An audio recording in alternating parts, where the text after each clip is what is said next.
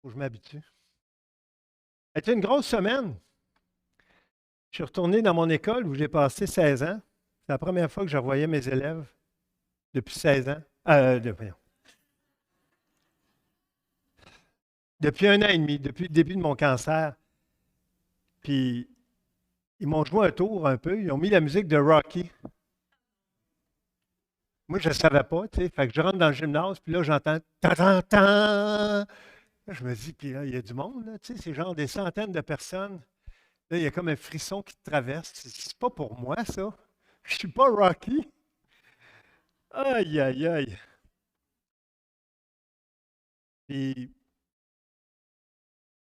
excusez-moi si je prends cette position-là, c'est parce que j'ai eu une opération au pied il y a 10 jours.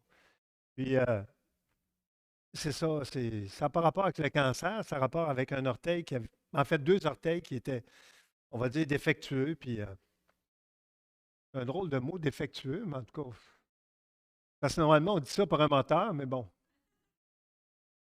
Mais c'est ça, j'avais pas le choix. Ça faisait longtemps que j'attendais après ça. C'est pas que ça faisait mon affaire de me faire opérer, parce que c'est jamais le fun. Puis là, je porte une espèce de sandales bizarre. Là, j'ai des pins dans deux orteils, des pins, des tiges.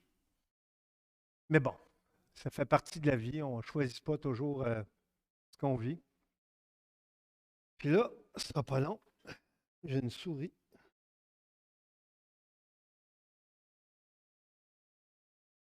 Il faut que j'introduise. Ça se peut que je sois un petit peu confus, mais je ne suis pas confus à cause de ma thèse parce que j'ai beaucoup de choses que je voudrais vous dire. Euh, donc, c'est ça. Quand j'ai salué mes élèves, je voulais juste finir la boucle, là. Il y en a beaucoup qui sont venus me voir, même si ça faisait un an et demi que j'avais quitté l'école. Ils pleuraient. Et moi, un enfant qui vient me voir en pleurant, là, c'est extrêmement difficile pour mon cœur. Tu sais, j'ai beau être grand, là, je suis sensible, mais là, j'essayais de ne pas le montrer, tu sais. Puis, ça a été bon. Ça a été bon. Le lendemain, il y avait le party du personnel. Encore une fois, ils m'ont demandé de m'adresser au personnel, puis encore mis la musique de Rocky. Mais là, contrairement au gymnase, je n'ai pas été capable. Je me suis mis à pleurer. Je n'étais juste pas capable. Mais tu sais, on est sensible. C'est juste que parfois, notre culture, notre éducation fait en sorte qu'on se met des barrières. On se dit non, je ne pleurerai pas. Non, je n'exprimerai pas mes sentiments. C'est pas vrai. On a le droit d'avoir des sentiments. On a le droit de les exprimer. Puis moi, en passant, j'étais avec des femmes. Milieu scolaire primaire, c'est des femmes. Il y avait 3 hommes, puis peut-être 33 femmes. Il y a un homme même qui est venu me voir après, que je ne connais pas. Là. Il est nouveau de cette année à l'école, donc je ne l'ai jamais vraiment vu. Il m'a dit, ouais, il dit, ça m'a touché tantôt quand tu es venu en avant. Mais c'était spécial. C'est un moment important parce que même si tu n'es pas dans un contexte chrétien, tu sais, il y en a qui pourraient dire, bon, mais on passe plus de temps quand on est sur le marché du travail, dans notre milieu de travail, que dans un milieu chrétien. Même quelqu'un qui est ouvrier à l'Église, il fait bien d'autres choses en vie. Fait que pour moi, c'était touchant parce que c'est des personnes avec qui j'ai passé plusieurs années, des personnes avec qui j'ai passé des bons moments, des moments des fois, bon, plus difficiles, mais c'était mon équipe de travail. Puis une équipe de travail comme ça, c'est précieux. Et je vous le dis, j'ai vraiment été touché. Il y en a une, elle est venue me voir à un moment donné. J'ai dit, toi, arrête de venir me voir, là, tu vas me faire pleurer. Tu sais, elle était bien gentille, mais c'est parce que j'avais les émotions trop à fleur de peau, là. En tout cas, merci Jean-Sébastien, Philippe-Antoine et Karine pour les chants. Merci également Jean-Marc pour la présidence. Je le dis parce qu'on prend pour acquis tellement de choses. Il y a un homme une fois qui m'a dit, moi, il dit, Pas besoin de remercier le monde. Je dis, moi, au travail, je ne remercie pas. Je dis, leur paye, il dit. C'est ça. C'est ma façon de les remercier. On une paye. Je dis, ben, à l'église, ils n'ont pas de paye, le monde. Ouais, mais en tout cas, tu sais, il y avait de la misère avec ça. J'ai dit, ben, garde, des bénévoles, c'est à peu près leur seul salaire. C'est merci. Et je ne vous dis pas ça pour que vous le disiez, mais si vous avez à cœur de le dire, ben, dites-le. Ne vous privez pas de faire du bien aux autres. Ce matin, la vie chrétienne pratique, je me suis rendu compte que je ne peux pas donner comme titre au message 1 Pierre 2, 11 à 25. Ça ne veut rien dire. Tu sais, quelqu'un qui voit ça sur YouTube, il dit, bon, quelqu'un a écrit sur un message sur Pierre, mais ça ne veut rien dire. Mais je vais vous dire pourquoi j'attire votre attention sur le titre, La vie chrétienne pratique. Quand j'ai accepté le Seigneur en 1985, j'en ai parlé à quelqu'un très proche de moi. Et je voulais lui témoigner. Et la première réponse que cette personne-là m'a dit, elle dit, la Bible, c'est des paraboles. Ça a été sa première réponse. La Bible, c'est des paraboles. Puis j'ai dit, ben, tu as raison. Mais ce n'est pas juste des paraboles, par exemple. Il y a bien d'autres choses. Puis ce matin, ce que je vais vous amener, ce n'est pas des paraboles. C'est des passages pratico-pratiques. C'est des passages que tu n'as pas à chercher le sens, parce que le sens, il est là. Je vais vous aider à comprendre certains mots, parce qu'il ne faut pas oublier que ça a été écrit il y a 2000 ans. Puis à cette époque-là, par exemple, la classe politique, les dirigeants de la classe politique ne portaient pas les mêmes titres qu'aujourd'hui. Donc, il n'y avait pas de président et de premier ministre en Israël, mais il y avait un dirigeant qui s'appelait le roi ou l'empereur.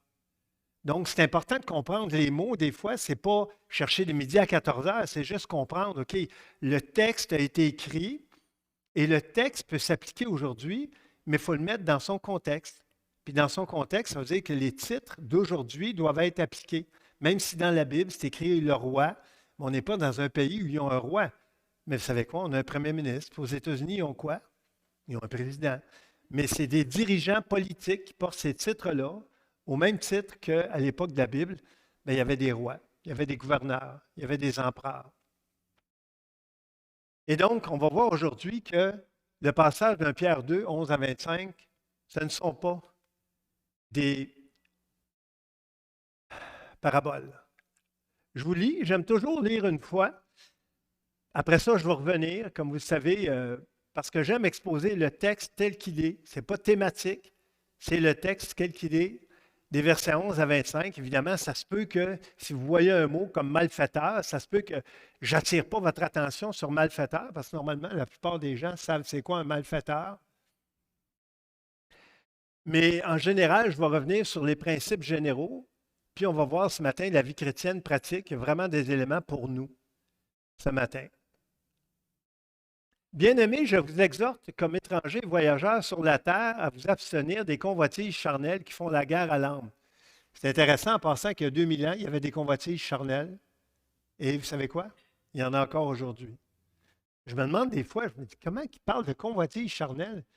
Il n'y avait pas d'Internet. Tu n'avais pas besoin d'Internet pour avoir des convoitises charnelles. Tu avais juste à te promener, puis aller au magasin, puis aller te promener dans le marché public, puis tu pouvais avoir des convoitises charnelles. Ayez au milieu des païens une bonne conduite, des païens, c'est-à-dire des non-croyants, afin que, là même où ils vous calomnient comme si vous étiez des malfaiteurs, ils remarquent vos bonnes œuvres et glorifient Dieu au jour où il les visitera. Verset 13, soyez soumis à cause du Seigneur à toute autorité établie parmi les hommes, soit au roi comme souverain. Et comme je vous ai dit tout à l'heure, on n'a pas de roi, mais on a quand même des dirigeants politiques qui portent d'autres titres. Soit au gouverneur. On n'a pas nécessairement des gouverneurs au Canada, en tout cas comme dirigeants politiques qui nous touchent directement, mais on a d'autres types de dirigeants politiques. Comme envoyés par lui, donc par lui comme par le roi, pour punir les malfaiteurs et pour approuver les gens de bien. Évidemment, c'est des grands titres ici. Car c'est la volonté de Dieu qu'en pratiquant le bien, vous réduisiez au silence les hommes ignorants et insensés. Étant libres, sans faire de la liberté un voile qui couvre la méchanceté, mais agissant comme des serviteurs de Dieu. Verset 17. Honorez tout le monde, aimez les frères, on pourrait rajouter les sœurs, on ne se tromperait pas. Craignez Dieu, honorez le roi. Verset 18. Serviteurs, soyez soumis en toute crainte à vos maîtres, non seulement à ceux qui sont bons et doux, mais aussi à ceux qui sont d'un caractère difficile. Car c'est une grâce de supporter des afflictions par motif de conscience envers Dieu quand on souffre injustement. Et ça, je l'ai vécu, moi, dans mon travail à plusieurs reprises en passant. Si vous ne l'avez pas vécu, peut-être que vous n'êtes pas dans un contexte de travail, mais moi, je l'ai vécu, ça. Même si je n'étais pas un serviteur, mais un travailleur, on va le dire comme ça. Verset 20. En effet, quelle gloire y a-t-il à supporter de mauvais traitements pour avoir commis des fautes? Mais si vous supportez la souffrance lorsque vous faites ce qui est bien, c'est une grâce devant Dieu. Et c'est à cela que vous avez été appelés parce que Christ aussi a souffert pour vous, vous laissant un exemple afin que vous suiviez ses traces. Lui qui n'a point commis de péché et dans la bouche duquel il ne s'est point trouvé de fraude, lui qui, injurié, ne rendait point d'injure, maltraité, ne faisait point de menaces, mais s'en remettait à celui qui juge justement.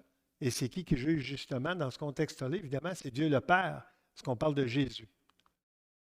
Et la fin du passage, lui qui a porté lui-même nos péchés en son corps sur le bois, afin que, mort au péché, nous vivions pour la justice, lui par les meurtrissures duquel vous avez été guéris, car vous étiez comme des brebis errantes, mais maintenant, vous êtes retournés vers le berger et le gardien de vos âmes. Prions. Seigneur, merci pour ce passage ce matin d'un Pierre 2 qui nous montre vraiment des applications très concrètes de la vie chrétienne. Merci parce que ce n'est pas au figuré, c'est assez clair, c'est assez évident, c'est très praticable, tel que c'est écrit. On fait appel à toi parce qu'on a besoin que tu ouvres nos cœurs, tu nous rendes sensibles à ta voix, au Saint-Esprit. Dans le nom de Jésus qu'on te prie. Amen. Comme je l'ai déjà dit, les illustrations que je mets, ce n'est pas juste pour attirer votre attention, c'est normalement, il y a un lien. Alors, le verset 11 dit, Bien-aimés, je vous exhorte comme étrangers et voyageurs. Et là, j'ai mis sur la terre entre parenthèses, parce que, c'est intéressant, sur la terre n'apparaît pas dans le grec. Ça a été ajouté pour aider à la compréhension. Ça ne change pas grand-chose, mais on peut très bien comprendre qu'on est étranger et voyageur sur la terre. À vous abstenir des convoitises charnelles qui font la guerre à l'âme. Les convoitises charnelles sont assez bien décrites dans 1 Jean 2, 15 à 17. Et je l'ai mis dans la diapositive suivante. N'aimez point le monde ni les choses qui sont dans le monde. C'est fou quand on pense que ça a été écrit il y a 2000 ans. C'est tellement actuel. Si quelqu'un aime le monde, l'amour du Père n'est point en lui. L'amour du monde, ici, en passant, c'est pas. Ça ne veut pas dire tu vas au magasin, mettons, puis il y a quelqu'un qui est gentil avec toi dans un commerce, par exemple, puis tu trouves la personne sympathique. C'est pas ça l'amour du monde. C'est aimer les valeurs du monde. C'est aimer ce que le monde aime du côté péché du monde. Car tout ce qui est dans le monde, et là on le voit, la convoitise de la chair, la convoitise des yeux et l'orgueil de la vie. Donc, 3 éléments qu'on peut voir couramment dans notre vie en 2022. Ne vient point du Père, mais vient du monde, et le monde passe et sa convoitise aussi, mais celui qui fait la volonté de Dieu demeure éternellement. Et ça, c'est intéressant, le verset 17. Le monde passe et sa convoitise aussi. Et ça, il ne faut pas l'oublier. Parce qu'on ne s'ennuiera pas de la convoitise au ciel. Il n'y en aura plus. Mais c'est ici qu'il faut apprendre à lutter contre la convoitise, pas au ciel, ici. C'est ici, par le Saint-Esprit qui est en nous, par la parole de Dieu qui nous exhorte à avoir la victoire sur la convoitise dans nos vies. Et la convoitise, ce n'est pas juste par Internet. Oui, c'est par Internet, mais ça peut être de regarder la télé, d'aller au cinéma, ça peut être de regarder un magazine, ça peut être un paquet de choses, la convoitise. Ça peut être tout seul dans une chambre avec tes pensées. Tu n'as pas besoin d'être en quelque part pour voir de quoi de particulier. Juste nos pensées peuvent nous conduire à des mauvaises pensées, à de la convoitise, à de l'orgueil de la vie.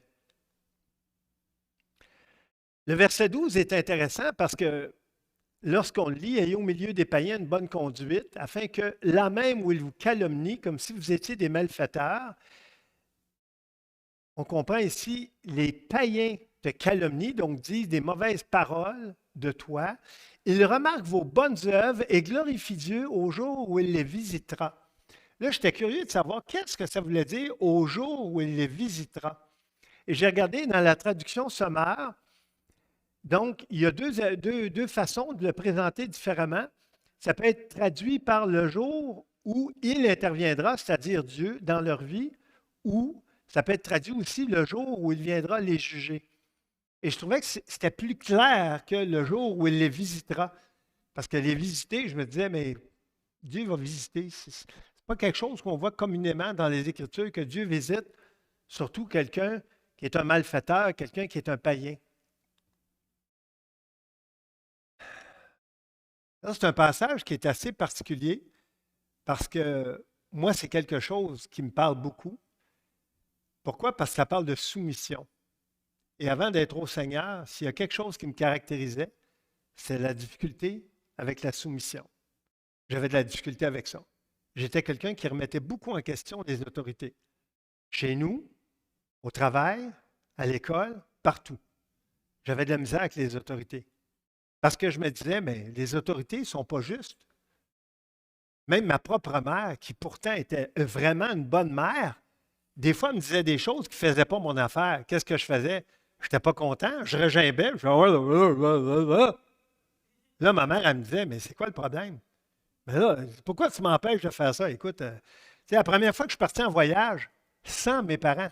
J'avais 15 ans. Je n'ai pas fait des folies, là. J'aurais pu en faire. Parce que je n'étais pas avec mes parents, puis je suis parti 2 semaines avec 3 chums.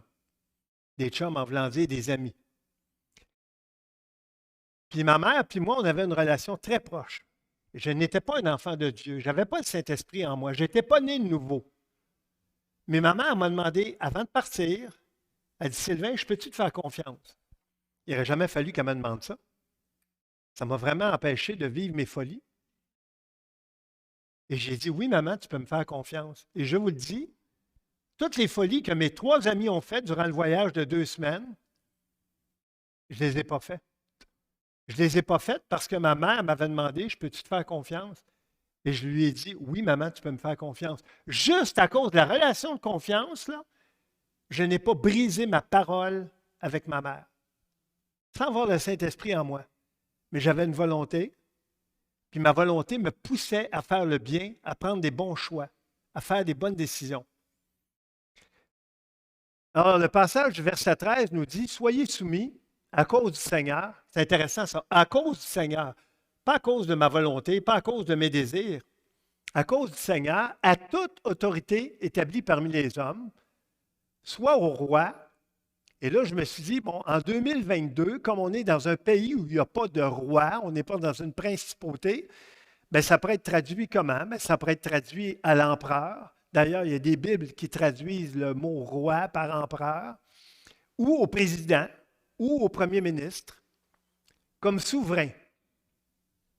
Verset 14, soit au gouverneur, et là j'ai mis soit, en parenthèse, aux ministres, aux députés, parce que c'est eux autres, dans le fond, les dirigeants en dessous du président et du premier ministre, bien, ce sont des ministres, des députés, comme envoyés par lui pour punir les malfaiteurs et pour approuver les gens de bien. Et là, j'ai mis un thumbs up. Pourquoi? Bien, parce que c'est très signifiant. Thumbs up, ça veut dire bon choix. C'est ça que le Seigneur nous demande.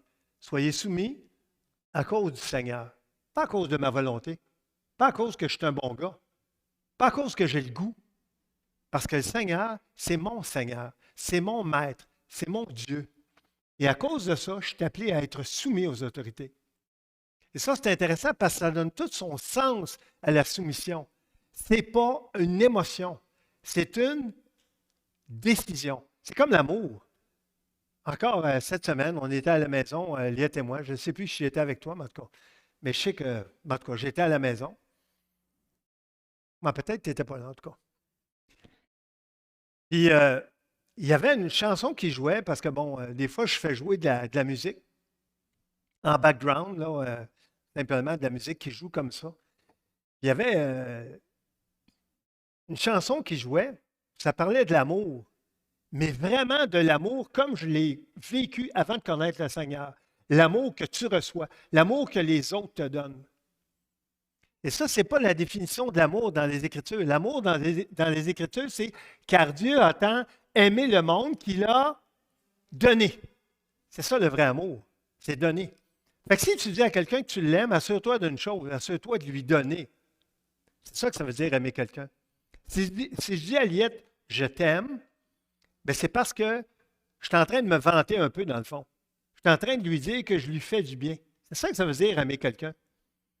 Mais si elle me dit, Sylvain, je me sens aimé par toi, wow! Là, ça prend son sens. Ça veut dire qu'elle ressent que je lui donne quelque chose qui lui fait du bien, qui lui fait plaisir. Ça, c'est le véritable amour, comme on le voit dans les Écritures. Ça, c'est l'amour qui passe à travers le temps.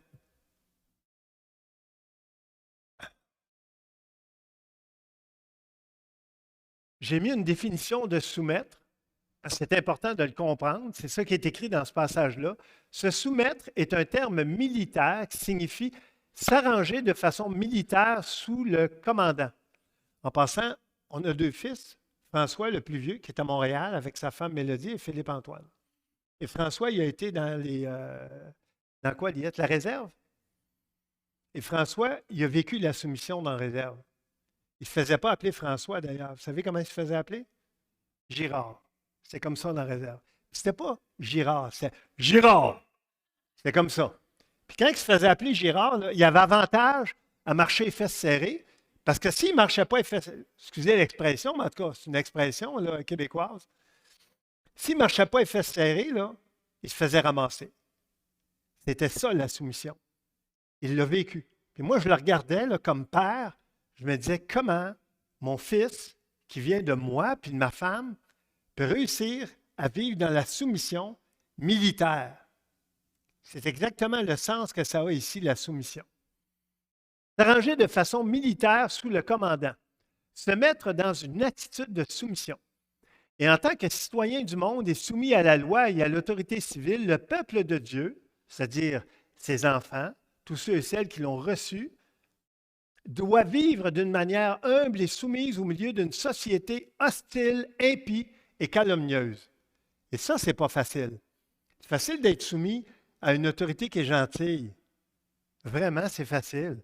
Mais quand ton autorité n'est pas gentille, là, tu te dis, wow, minute, je ne vais pas me laisser marcher ses pieds. Mais c'est justement là qu'on voit la vraie force de la soumission. Ce n'est pas quand c'est facile, c'est quand c'est difficile.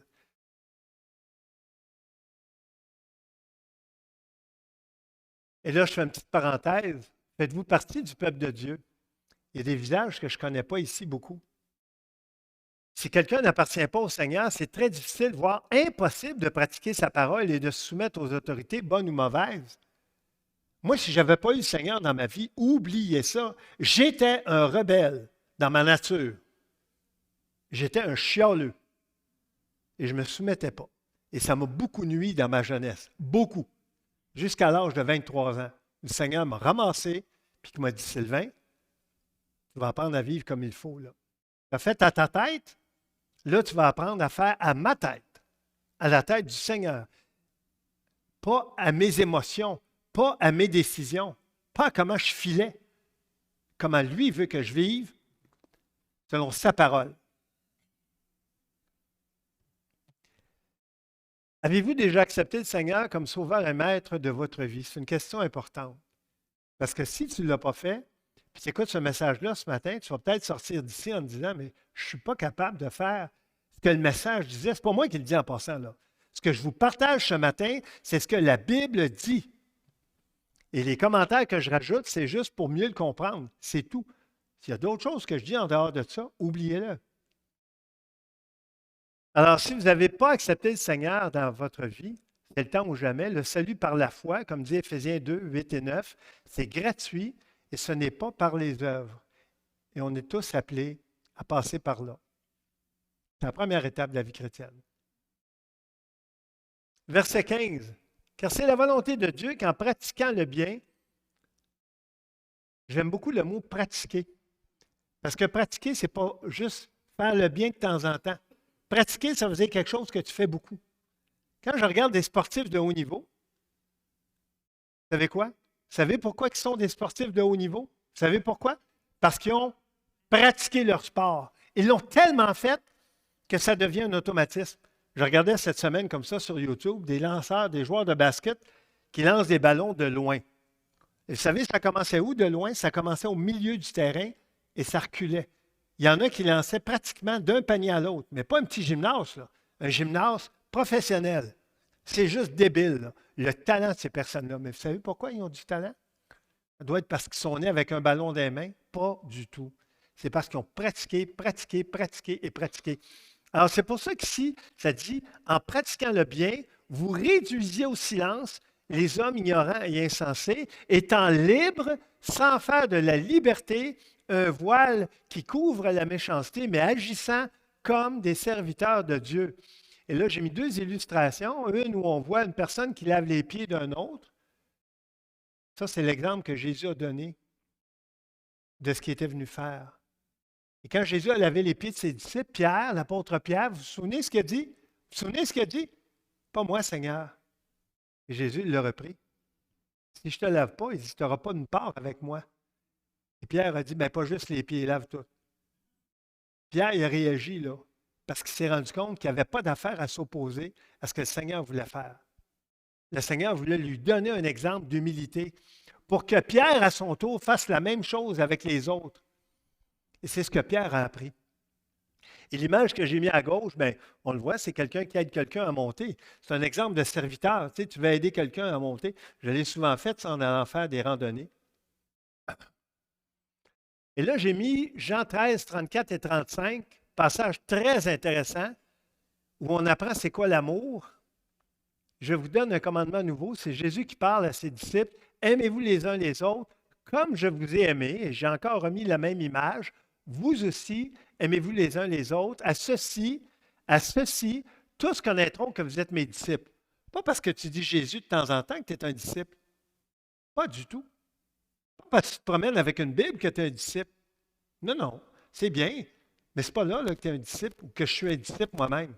C'est lorsqu'on pratique la parole. Et pratiquer la parole, c'est aimer les autres comme le Seigneur veut qu'on le fasse. Et tu fais de quoi de bizarre? Il y a comme un bruit parasite. C'est beau. À ceci, tous connaîtront que vous êtes mes disciples si vous allez à l'église le dimanche matin. Vous savez quoi? Si c'était ça, là, elle serait bondée, l'église. Mais le problème, c'est qu'on ne saurait pas qui est qui. Non, ce n'est pas en allant à l'église. Il y a du monde qui ne peuvent même pas venir à l'église.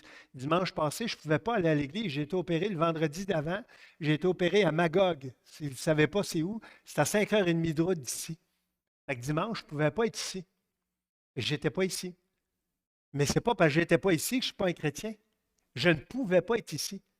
Mais j'ai nourri ma foi. J'ai pris du temps dans la parole. J'ai étudié les Écritures. J'ai essayé de comprendre ce que je lisais. Parce que ce n'est pas tout de lire. Il faut que tu comprennes ce que tu lis. Et là, j'ai mis en jaune, pratiquer le bien au service des autres. C'est ça la vie chrétienne. Ce n'est pas de connaître des versets par cœur, c'est de pratiquer le bien envers les autres, concrètement. Verset 17. Je fais quoi, Liette? Tu me le diras, j'essaie de bouger le moins possible. Gauche, droite. Est-ce correct, là? Là, je ne sais pas, moi. C'est bon? OK. Verset 17, honorer tout le monde, ça c'est facile. Mais non, ce n'est pas facile. J'ai revu la semaine dernière une personne qui m'a méprisé dans mon travail. J'avais de la misère à l'honorer. Mais c'était mon boss. Le Seigneur m'a appris à l'honorer. Pas parce que c'était facile puis j'avais le goût, parce qu'il me le demande. Et c'est écrit dans les Écritures, dans la Bible. Honorer tout le monde, aimer les frères, j'ai rajouté en parenthèse et sœurs, il ne faut pas être discriminatoire. Craignez Dieu. Craignez Dieu. C'est le fun parce qu'on ne comprend pas trop ce que ça veut dire. Fait que quand on le lit, ça va bien, on continue à lire, tu sais. Mais je vais revenir sur craindre Dieu après. Honorer le roi. Bon, moi qui le dis, là, c'est la deuxième fois que c'est écrit dans 1 Pierre 2, 11 à 25. Et là, j'ai mis en parenthèse le premier ministre ou le président. Et vous savez que ce n'est pas facile en ce moment, juste de même, si vous écoutez les nouvelles, là, ça brasse beaucoup aux États-Unis. Je ne veux pas faire de la politique, là, parce que je sais qu'en ce matin même, aux États-Unis, dans plein d'églises, il y a des personnes qui parlent de ce qui se passe dans la société. Si vous ne savez pas pourquoi, ce n'est pas grave, vous n'avez pas besoin de le savoir. Parce que ce n'est pas nécessairement la gloire de Dieu ce qui se passe. Ça peut être à la gloire de Dieu, mais des fois, de la façon que c'est traité, ce n'est pas tout à fait à la gloire de Dieu. Mais les Américains font beaucoup ça. Liette et moi, on est allés à quelques reprises dans des églises aux États-Unis, puis on s'est rendu compte que la politique puis la religion là-bas, là, c'est comme très, très mixé ensemble. Mais il y a un problème avec ça, c'est que tu arrêtes tout. Tu sais? Honorer. Voici ce que ça veut dire honorer. Traiter avec beaucoup de respect et d'égard. Avoir en haute estime. J'avais beaucoup de difficultés avec ça avant d'accepter le Seigneur. Parce qu'il y a des personnes que je trouvais qui n'étaient pas honorables du tout, du tout. Craindre Dieu, voici ce que ça veut dire. Adopter une attitude de respect et de soumission envers Dieu, avoir confiance en sa sagesse, en sa puissance et en son amour. Parce qu'il y en a pour qui craindre, ça veut dire tu te sauves, c'est dangereux. Il y a un char qui va te frapper. Ben oui, tu fais bien de craindre le char. Parce que s'il te frappe, tu t'en souviendras plus après, là. C'est fini. Mais craindre Dieu, ce n'est pas fuir Dieu. Si tu fuis Dieu, tu ne comprendras jamais la relation qu'il veut avec toi. Il veut une relation avec toi et avec moi. Et on doit apprendre c'est quoi le craindre pour la vivre, cette crainte-là, qui est une saine crainte, pas une mauvaise crainte. S'il y a un chien qui te court après, s'il est haut de même, comme le chien de François Aubé, par exemple, là. Non, mais la première fois que je l'ai vu, là, je vous le dis, je ne suis pas petit, là. Je me suis dit, patente, ils ont le droit d'avoir des chevaux dans la maison. Sérieusement, je capotais. Je n'avais jamais vu un chien aussi haut, aussi imposant. J'étais content que François le tienne. Tu peux bien rire, toi. François, il me dit, c'est pas Karine qui le tient parce qu'elle n'est pas capable de le tenir. Je peux très bien comprendre pourquoi. Il est assez. Ben, il a la même hauteur, puis peut-être la même masse. En tout cas, craindre Dieu, c'est pas te sauver de Dieu. C'est pas de t'enfuir puis dire non, j'ai peur. C'est ce qui est écrit là. C'est du respect, c'est de la soumission, c'est de la confiance. Et là, je vous ai mis un passage parallèle. Comme j'ai dit, ce n'est pas moi qui l'écris, ce n'est pas moi qui le dis. C'est tiré de Romains 13, versets 1 à 8. Et ça parle aussi de la soumission. Que toute personne soit soumise. C'est intéressant, c'est Paul qui écrit. À l'époque, c'était qui les dirigeants politiques? Politiques. C'était-tu des Juifs? Non, c'était des Romains. Étaient-tu gentils? Étaient-tu smart? Pas pantoute. Ils n'étaient vraiment pas gentils. Puis eux autres, ils avaient pouvoir de vie et de mort sur les personnes.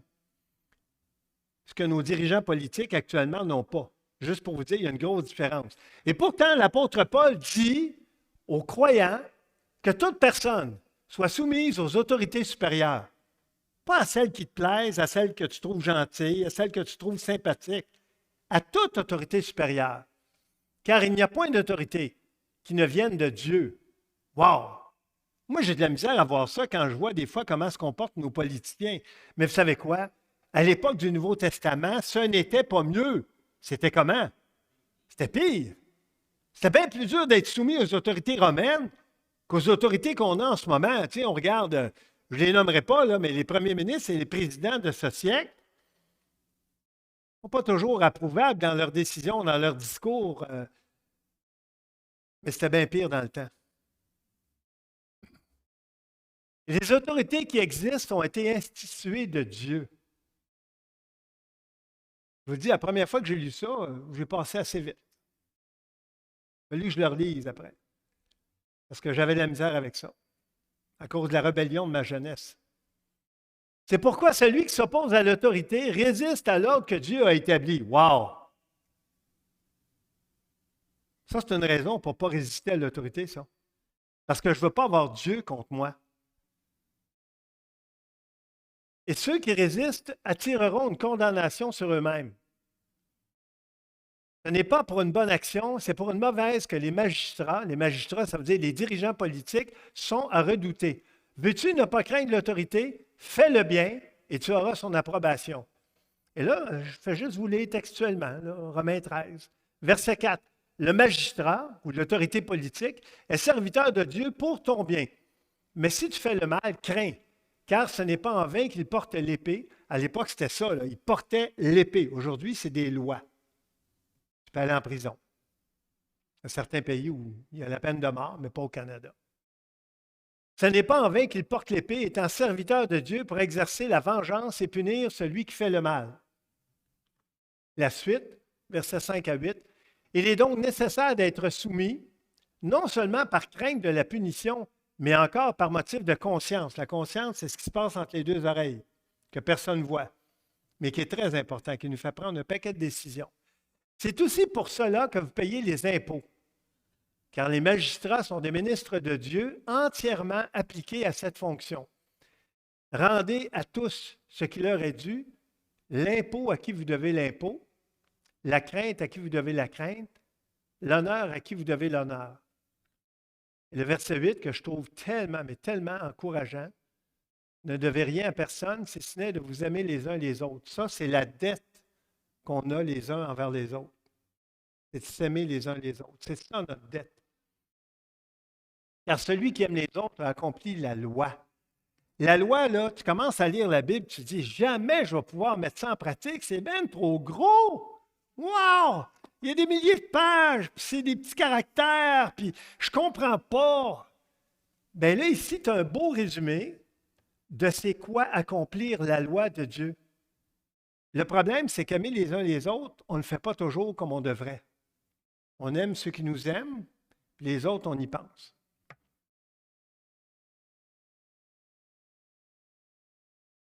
La personne à gauche, c'est comme ça que je me sentais avec mon autorité, avec qui j'ai eu des problèmes.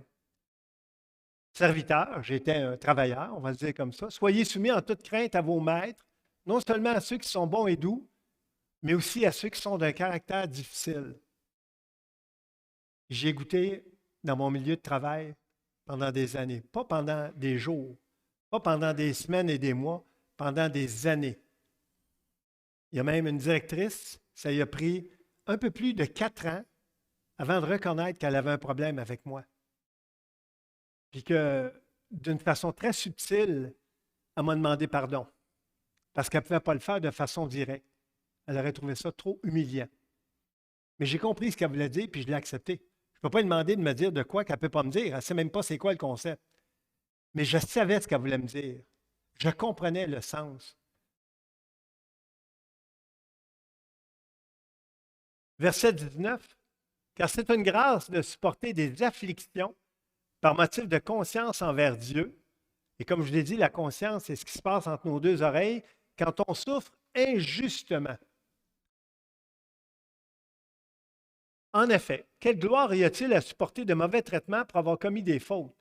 Si tu passes sur un stop et la police t'arrête, sais-tu quoi? Chiale pas. Tu n'avais pas d'affaire à passer sur un stop. Oui, mais je t'ai pressé. Non, tu n'as pas compris. Il y a un stop. Tu ne veux pas faire le stop, prends pas ton char. Reste chez vous. Je connais même quelqu'un qui a eu une contravention à pied. Et ce n'est pas une blague. Une contravention à pied, là, tu peux te dire, mais voyons, la police était zélée. C'est parce qu'on est au Saguenay. On oublie parfois qu'il y a du monde qui vit dans des grandes villes. Puis dans les grandes villes, ce que tu fais à pied peut avoir une incidence sur toute la circulation qu'il y a autour de toi et ça peut causer un accident très grave. Oui, à pied. J'ai des personnes, des amis qui en ont eu à vélo. Pas ici au Saguenay, mais dans des places où il y a beaucoup de circulation. Mais si vous supportez la souffrance lorsque vous faites ce qui est bien, c'est une grâce devant Dieu. Je vais le lire une deuxième fois,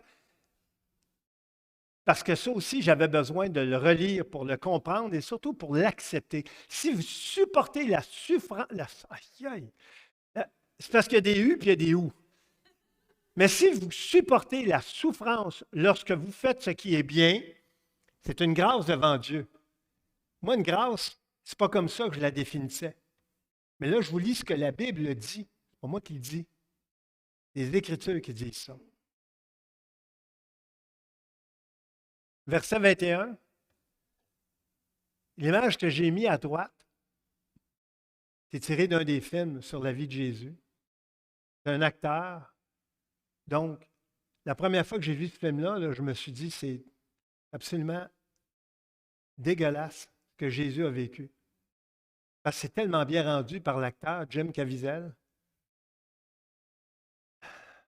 Et d'ailleurs, il a souffert, il est arrivé une couple d'incidents durant le tournage du film. Verset 21, c'est à cela que vous avez été appelés parce que Christ aussi a souffert pour vous, vous laissant un exemple. C'est dans ses souffrances qu'il nous a laissé un exemple. Pas juste quand ça allait bien puis c'était chill, afin que vous suiviez ses traces. On n'aime pas ça, suivre les traces de quelqu'un qui souffre, parce qu'on se dit, je vais peut-être souffrir moi aussi. Verset 22. Lui qui n'a point commis de péché et dans la bouche duquel il ne s'est point trouvé de fraude. Lui qui, injurié, ne rendait point d'injure, maltraité, ne faisait point de menaces, mais s'en remettait à celui qui juge justement. Et ce texte-là, là, il est littéral dans Ésaïe 53. Je vous le dis parce que des fois, on se dit, bien, les Écritures, le Nouveau Testament, oui, mais l'Ancien Testament, non.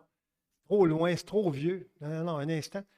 Toutes les citations du Nouveau Testament, là, ils réfèrent à l'Ancien Testament parce que le Nouveau Testament n'était pas authentifié. Il ne pouvait pas référer à l'Évangile de Matthieu ou de Luc. Il n'était pas authentifié encore au moment où Jésus a vécu. Mais il pouvait référer à Ésaïe 53. Parce que ça avait été écrit, puis il y avait encore des traces de ça sur des parchemins. Lui qui a porté lui-même nos péchés en son corps sur le bois, afin que, morts au péché, nous vivions pour la justice. Lui, par les meurtrissures, j'ai de la misère avec les U un matin, duquel vous avez été guéris. J'ai mis l'image de quelqu'un qui lève ses béquilles. C'est comme ça que je me sens avec mon pied ce matin. Verset 25, car vous étiez comme des brebis errantes, mais maintenant vous êtes retournés vers le berger et le gardien de vos âmes. J'étais une brebis errante. Steve, j'ai beaucoup aimé ta prière, parce que tu as parlé d'une brebis errante dans ta prière. C'est ce que j'ai compris en tout cas. C'est comme ça que je me sentais à l'âge de 23 ans avant d'accepter le Seigneur. J'étais une brebis errante et je ne savais pas où donner de la tête pour avoir un sens à ma vie.